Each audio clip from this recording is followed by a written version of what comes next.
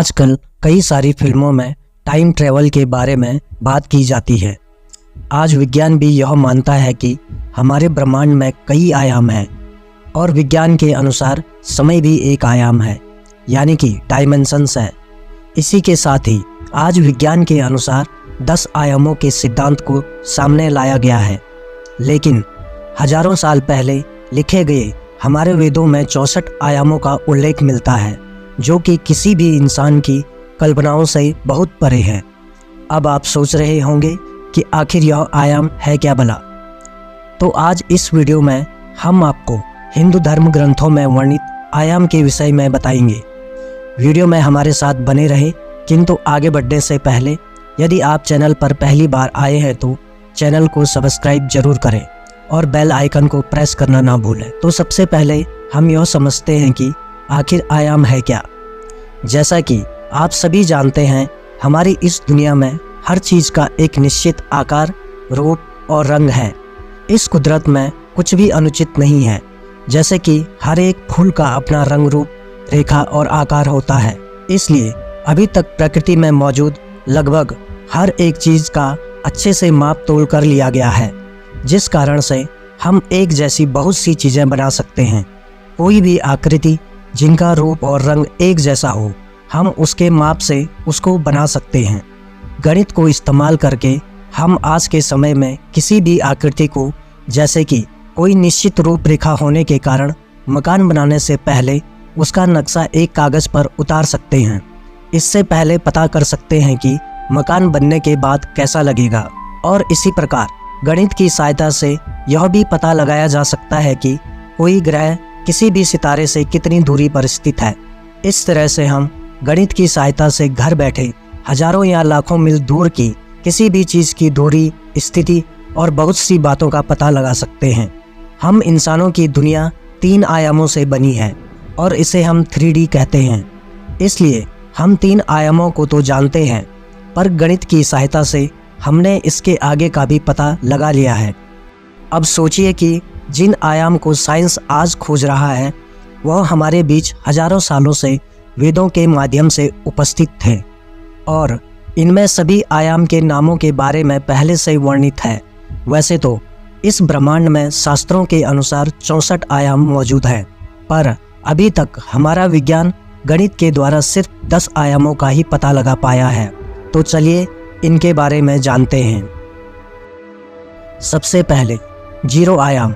यह एक बिंदु जैसा होता है। यह एक ऐसा आयाम है जिसमें हम ना तो आगे पीछे जा सकते हैं, ना ही ऊपर और नीचे।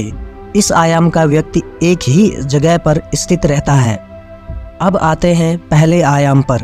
पहले आयाम का व्यक्ति आगे पीछे तो जा सकता है, परंतु दाएं बाएं या ऊपर नीचे नहीं जा सकता।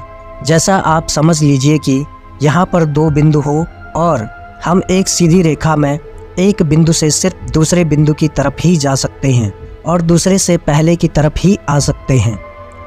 दूसरा आयाम। इस आयाम का व्यक्ति आगे पीछे और दाएं बाएं जा सकता है, किंतु ऊपर नीचे नहीं जा सकता। यहाँ पर 4 बिंदु होते हैं जो एक दूसरे को काटती रेखा के छोर पर होते हैं, जहाँ पर हम दाएं और बाएं भी जा सकते हैं। लेकिन अगर हम बात करें तीसरे आयाम की, तो तीसरे डायमेंशन वह दुनिया होती है जिसमें हम आगे पीछे, दाएं बाएं जाने के साथ साथ ऊपर नीचे भी जा सकते हैं। और हम जिस दुनिया में रहते हैं वह तीसरी डायमेंशन दुनिया है, यानी कि 3D। और इन 3 आयामों में आने जाने के लिए हम बिल्कुल आज़ाद हैं। इन 3 आयामों के बाद जितने भी आयाम मौजूद हैं, उन सभी को हायर डायमेंशन कहा जाता है और हायर डायमेंशन को हम कंट्रोल नहीं कर सकते। यहाँ तक कि हायर डायमेंशन में क्या चल रहा है, हम यह तक नहीं देख सकते हैं। अभी तक हायर डायमेंशन के बारे में हमारे पास कोई भी सबूत नहीं है। इसकी कल्पना हम केवल वैज्ञानिकों द्वारा की गई मैथमेटिकल कैलकुलेशन के आधार पर ही कर सकते हैं। हायर आयाम का सबसे पहली बार जिक्र अल्बर्ट आइंस्टाइन ने किया था और तब से लेकर अब तक वैज्ञानिक के अनुसार चौथा आयाम सिर्फ समय है। हम केवल 3 डायमेंशनल दुनिया में रहकर इस चौथे आयाम का सफ़र करते हैं। हम जन्म लेते हैं, धीरे धीरे बड़े होते हैं, बूढ़े होते हैं और फिर बाद में मर जाते हैं। समय की यह रेखा हमें हर पल भविष्य की ओर ले जा रही है। चौथा आयाम समय का अस्तित्व है, तो इसको कंट्रोल करने वाली भी कोई सभ्यता जरूर होगी और वह सभ्यता समय को बड़ी आसानी से कंट्रोल कर रही होगी। खैर, वैज्ञानिक मानते हैं कि चौथे आयाम की सभ्यता समय को कंट्रोल नहीं कर सकती, लेकिन यह सभ्यता समय में आगे पीछे जरूर देख सकती है। हिंदू धर्म ग्रंथों के अनुसार इस आयाम के लोगों को त्रिकालदर्शी कहा जाता है। त्रिकालदर्शी वह लोग होते हैं जो भूत, वर्तमान और भविष्य तीनों को देख सकते हैं, लेकिन समय को कंट्रोल कर पाना चौथे आयाम की सभ्यता के बस में भी नहीं। यह सभ्यता भविष्य को देख तो सकती है, लेकिन उसको बदल नहीं सकती, और इस डायमेंशन के लोग अपने अतीत को भी जितना हो सके उतना पीछे जाकर देख सकते हैं। पांचवा आयाम भी समय के बारे में है और इसे मल्टीपल यूनिवर्स भी कहते हैं। इस आयाम का व्यक्ति समय में आगे पीछे जाने के साथ साथ दाएं और बाएं भी जा सकता है। अब आगे और पीछे जाना का तो समझ आता है, पर दाएं और बाएं जाना क्या है इसे समझते हैं। जैसा अगर हम एक ही समय में डॉक्टर और इंजीनियर दोनों बनना चाहते हैं, तो हम समय में दाएं जाकर अपने आप को डॉक्टर बना देख सकते हैं और बाएं जाकर अपने आप को इंजीनियर बना देख सकते हैं। इसे ही भविष्य में दाएं और बाएं जाना कहते हैं। ब्रह्मा जी पांचवें आयाम में निवास करते हैं और इसे परम आयाम भी कहा जाता है। इस ब्रह्मांड में अलग अलग ब्रह्म हैं। हर ब्रह्म से एक ब्रह्मांड बनता है। बिग बैंग, जिसको हम 3 आयाम की दुनिया की उत्पत्ति का जरिया मानते हैं, वह इसी 5 आयाम के ब्रह्म से उत्पन्न होता है। यहाँ से कई ब्रह्मांड उत्पन्न होते हैं और यहाँ का समय भी अलग है, क्योंकि यह हमारे चारों आयाम से बाहर है। छठवां आयाम भी समय के बारे में है। इस आयाम का व्यक्ति समय में आगे पीछे, दाएं बाएं और ऊपर नीचे कहीं पर भी किसी भी दिशा में जा सकता है। वह एक ही समय में डॉक्टर, इंजीनियर, कलाकार, वैज्ञानिक सभी बन सकता है। इन सभी चीज़ों से संसार का संचालन होता है। यह सुनकर आपको इन विशेषताओं के साथ कौन से भगवान याद आते हैं? बस एक ही नाम आपके दिमाग में आता है, हरि का। इसलिए इस आयाम को विष्णु जी का निवास स्थान माना जाता है। विष्णु जी संसार के संचालक हैं और छठे आयाम से ही पूरे ब्रह्मांड को संचालित किया जाता है। 7वें आयाम में विभिन्न ब्रह्मांड की बात की गई है। मान लीजिए कि यहाँ पर हमारे विशाल ब्रह्मांड जैसा एक और ब्रह्मांड है, जहाँ हमारा एक और प्रतिरूप भी होता है, जो समय में या तो यह हमसे आगे होगा या पीछे होगा। मान लीजिए कि हमें अपने ब्रह्मांड से दूसरे ब्रह्मांड तक जाने का कोई रास्ता मिल गया है, तो इस आयाम में रहने वाला व्यक्ति एक सीधी रेखा में दूसरे ब्रह्मांड में जाकर अपने ब्रह्मांड में वापस भी आ सकता है। मतलब वो आगे पीछे दोनों तरफ जा सकता है, पर यहाँ पर वो दाएं बाएं ब्रह्मांड में नहीं जा सकता। इसे 7वां आयाम कहा जाता है। 7वें आयाम को सत्य आयाम भी कहा जाता है। योगी जो गहरी साधना करते हैं वह इसी आयाम को महसूस करते हैं। इसी आयाम में वह अनंत ज्ञान है, जिसको पाके मनुष्य देवताओं की श्रेणी में चला जाता है। इस आयाम का ज्ञान पाने वाले महाज्ञानी होते हैं, जिसके चक्षु चरम सीमा पर पहुंच जाते हैं। 8वें आयाम में भी विभिन्न ब्रह्मांडों की बात की गई है।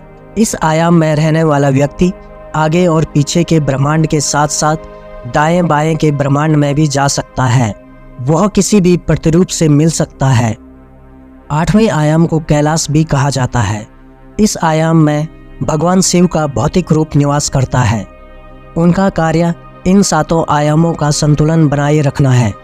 हर सिद्ध पुरुष इन 7 आयाम का ज्ञान लेकर भगवान शिव को पाने की कोशिश करते हैं, क्योंकि यही मोक्ष का रास्ता है।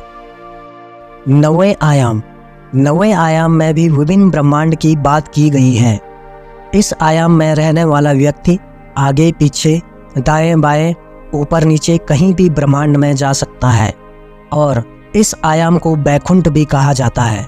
इस आयाम में परमात्मा में समा जाना होता है। हर आयाम इसी से बना हुआ है। और यही आयाम का मुख्य स्रोत है।